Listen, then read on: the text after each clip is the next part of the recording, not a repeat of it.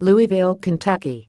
Despite being considered the gold standard for code authentication, Windows digital signature protection can be defeated simply and should not be relied on exclusively to authenticate binary files, according to a researcher speaking at DerbyCon 7.0. Matt Grieber, security researcher for SpecterOps Incorporated, a cybersecurity company headquartered in McLean, Virginia, showed how two simple registry key edits could bypass Windows digital signature checks and allow a malicious actor to run code. Grieber said that digital signatures are meant to achieve two things: informing you of the entity that signed the code and guaranteeing the integrity of the binary. After it was signed, was it corrupted or backdoored in some way so that the hashes would not match? Grieber was careful to note that passing a Windows digital signature check was not in itself evidence that code was benign, as the recent Cleaner incident proved.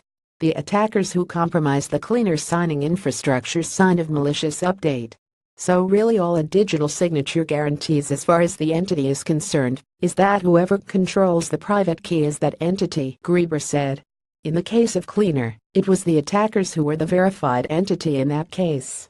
Grieber expanded on this in his white paper Subverting Trust in Windows, and wrote that aside from validating the source and integrity of signed code, code signing and trust validation are also critical malware classification components for many security products.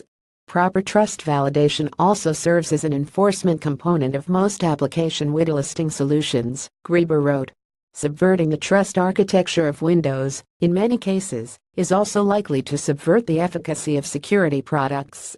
Grieber found the Windows digital signature checks could be fooled by modifying one of two registry values.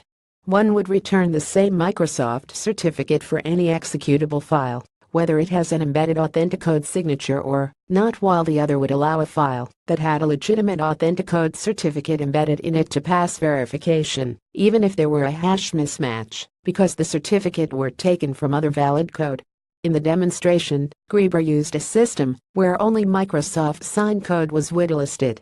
By changing the values of those registry keys, he could make the Windows digital signature check show as valid for Hello World code, as long as there was a Microsoft certificate embedded in it.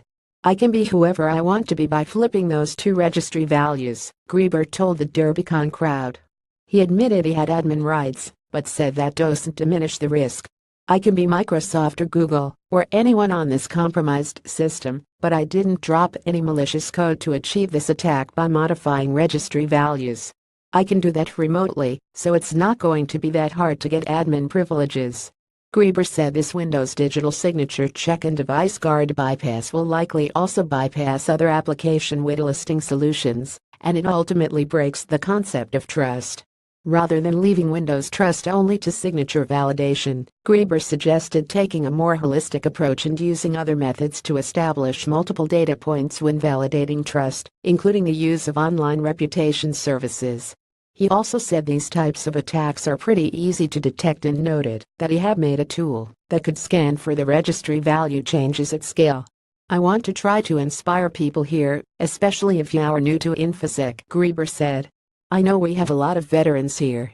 I'm standing in front of a lot of my heroes and mentors as I speak, so that's extremely humbling. I don't consider myself a 337 lira researcher. I'm just like everybody else, but there's a particular approach I take to security research that I think is ultimately very approachable.